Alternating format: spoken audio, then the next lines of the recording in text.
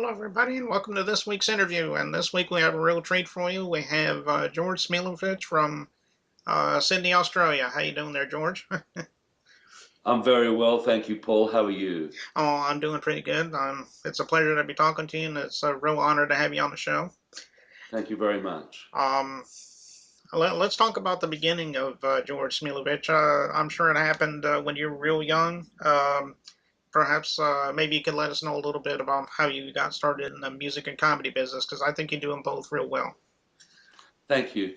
Look, my father Dan, he was a pianist and a wonderful pianist, and he influenced me a lot. As you know, I was born in Cuba, and my parents lived in Cuba for 10 years before I was born during Batista's reign, and then Fidel Castro came in and took over, and we left just as Fidel and Che were coming into Cuba. Um, my influences, obviously, music-wise, were Cuban music, salsa, rumba, song, and my father was a jazz pianist, so you can imagine.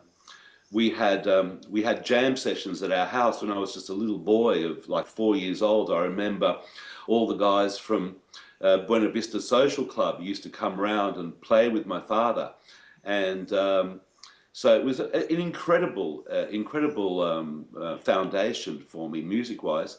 And with the comedy, well, I think that was just an act of God, really, because um, when I left university, I became a school teacher. I used to teach English and history.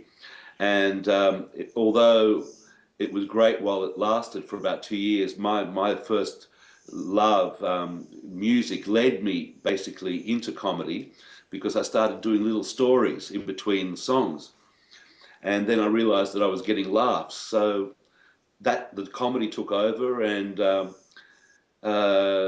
in 1984, after working at the Comedy Store for 4 years, cutting my teeth, I released a single called "I'm So Tough," which went #1 all over the world on the music charts.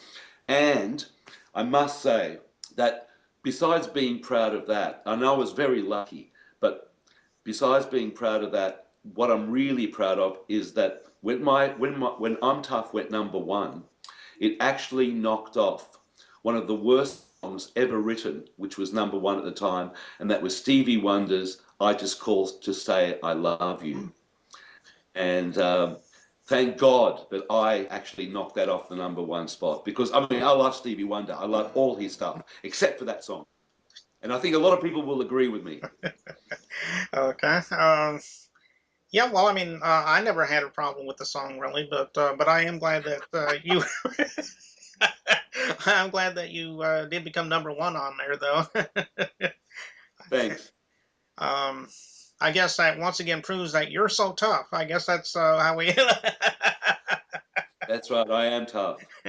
Yeah, no, and it was interesting that you mentioned you being a school teacher. That must have been the whole premise behind that one music video you had where you were a school teacher and you had all those beautiful women in the classroom and everything. That must have been the whole idea behind that. I don't remember the name of it. YouTube didn't label it, but I can't remember what the song was.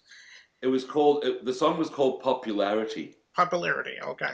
And Yeah, and I thought yeah, it was a pretty good song and video. So, my father was in that clip. oh, He played the part of the headmaster. oh, okay. I'll have to watch that video again. I've only seen it the one time, but it wasn't long ago. So, That's right. so